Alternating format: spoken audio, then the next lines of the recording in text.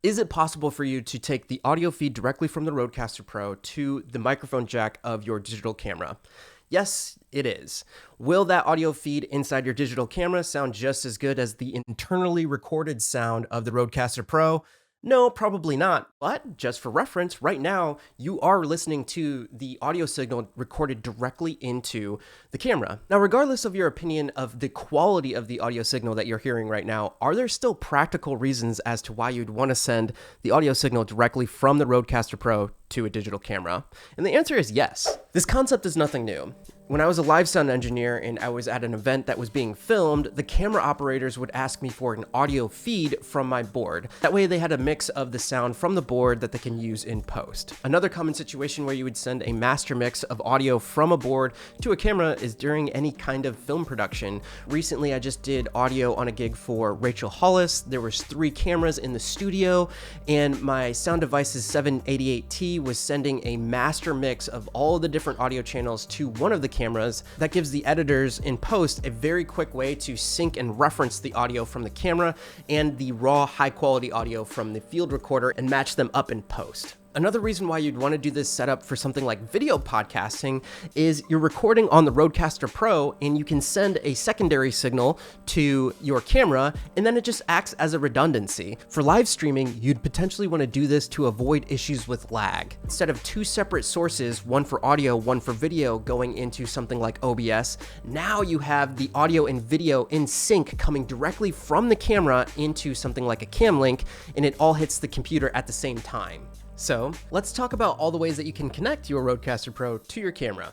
To begin with, you probably want to set your camera audio settings to manual and turn it to the lowest it can go while still accepting signal. From there, you can always turn it up if you need more gain, but this is because the microphone preamps on DSLRs and mirrorless cameras aren't exactly the best, and you want to control the gain of your audio earlier in the signal chain.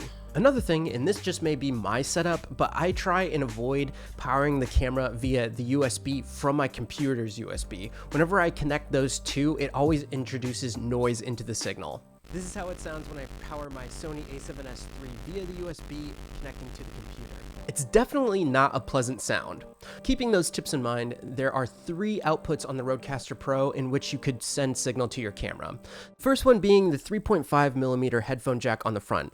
Right now, this is what it sounds like, and if you're curious as to my settings, I'm recording into the Shure SM7B. I do use a cloud lifter in my signal chain, so it goes from the Shure SM7B to the cloud lifter and into input 1. On input 1, my microphone level is set to 30. The cloud lifter does require phantom power. The audio fader is at 3/4 of the way up, and the headphone volume is set to about 11 o'clock. And that's being transferred via a 3.5mm aux cable directly into the microphone jack of the Sony a7S III. And like I said before, the audio record setting on the camera itself is set to 1. Now, some people would say that you could just add noise reduction to the signal in post-production, and that's what you're listening to right now. I just use the stock noise reduction filter inside Premiere Pro. How does it sound? I'll be quiet for a second. And there you go. Next way to output signal from the Rodecaster Pro would be using the 4 1/4-inch headphone jacks on the back. In order to use this setup correctly, you're going to need to use a 1/4-inch to 3.5mm adapter so you can send the signal to the 3.5mm input of the camera. Just keep in mind that if you use output number 1, you're also going to be affecting the 3.5mm jack on the front. I wouldn't use that one. I would stick with 2, 3, and 4. That way you could adjust the volume independently of input 1 if you are using the 3.5mm on the front. One random thought I had when I was putting together this specific setup was the naming scheme behind the headphone jacks, and how here in America we go from a 1/4-inch, which is this bigger part, to 3.5mm jack, which is going from the imperial system, which is inches, feet, and yards, to the metric system, which is millimeters, centimeters, and so forth, for the 3.5mm. Now, this smaller one in the US could also be referred to as an 1/8 inch sometimes, but I think it's commonly accepted to call this a 3.5mm. So if you're not in the US, what do you call the bigger part? I looked it up and it was something like 6.3mm or 6.35, I think is the actual diameter millimeter of the bigger connection of the jack, but I haven't heard it called that before, but that's mainly because I live here in the US. But I did find it really funny that we go from inches to millimeters, or the imperial measurement system to metric on both of these jacks. For people in the comments, could you let me know, when you're overseas, what do you call the bigger version of this audio jack? The last way that you could output signal from the Rodecaster Pro is using the left and right speaker outputs on the back of the board. Now, ideally, the best kind of cable that I could think of to do something like this would be using a 1/4-inch breakout on one side, one for the left and one for the right. And then on the other side would be your typical 3.5 millimeter jack. Now, the problem with this is, even on Rodecaster's website, they say, pro tip, in order to avoid any electrical noise when connecting speakers, make sure to use balanced 1/4-inch TRS cables. And the issue with the cable that I was just describing is the fact that it's an unbalanced cable. It's not a TRS jack that you'd be connecting in. It'd be a TS or tip sleeve jack that you'd be connecting in. So if there's anybody out there that has used that breakout cable going from the left and right directly into the camera without any electrical noise, please let me know in the comments. I don't personally own that cable, and what I even tried to do was get out my bag of miscellaneous cables that I've built up over the years and jerry-rig some sort of Frankenstein setup to get from my left and right outputs to the camera, and just as you would expect, there's electrical noise on this signal. No surprise there, this sounds horrible.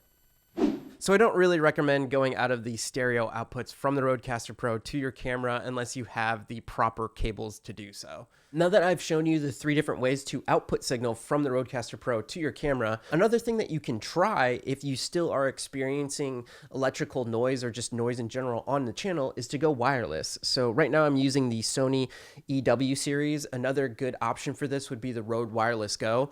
But at any rate, I'm using my wireless pack connected directly into the 3.5 millimeter headphone jack on the front of the board, and the other wireless pack is on top of my camera connected directly into that microphone input. And this is how it sounds going from the microphone into the cloud lifter, recording directly into the Rodecaster Pro. Personally, I think there is so much more clarity and quality that come with the audio signal when you record internally to the Rodecaster Pro as opposed to going directly to the camera.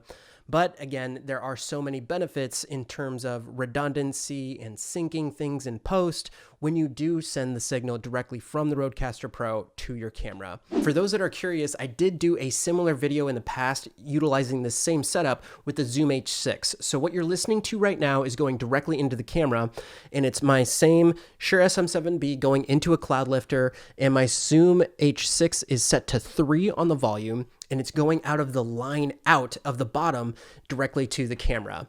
Now, this is what it sounds like going directly into the Zoom H6. And again, here's how it sounds going into the camera. Now, after giving examples of all these different setups, it can get confusing as to how all of them sounded compared to each other. So what I want to do right now is showcase to you the differences on all of them in rapid fire succession. This is coming straight out of the 3.5 millimeter headphone jack at the bottom of the Rodecaster Pro. Now, some people would say that you could just add noise reduction to the signal in post-production, and that's what you're listening to right now. This is how it sounds going out of the headphone monitor out in the back of the Rodecaster Pro. This is how it sounds going out of the left and right monitor outputs from the back of the Rodecaster. Remember again that I do have a jerry-rig setup. I'm using my wireless pack connected directly into the 3.5 millimeter headphone jack. Here's how the audio sounds going directly from my Zoom H6 out of the line out into my camera. And this is how it sounds going from the microphone into the cloud lifter, recording directly into the Rodecaster Pro. If you have the right type of cables laying around and you want to utilize this kind of setup, you probably don't have to choose between using the signal from your camera or the Rodecaster. You can just do both. That's the beauty of this kind of setup, where you can hit record on the Rodecaster, and as a redundant backup, you can use the audio going directly into your camera. If this was helpful, please leave me a thumbs up. Hopefully it was. If you're curious as to which type of microphone that you should be using for your YouTube videos, be it a boom, a lav, a dynamic microphone like this, maybe a USB microphone that goes directly into the computer, I have a video all about that topic right here, and right here is a video recommended to you by YouTube. Until next time, my name's Javier Mercedes, and I hope you're out there living a life of abundance. Bye.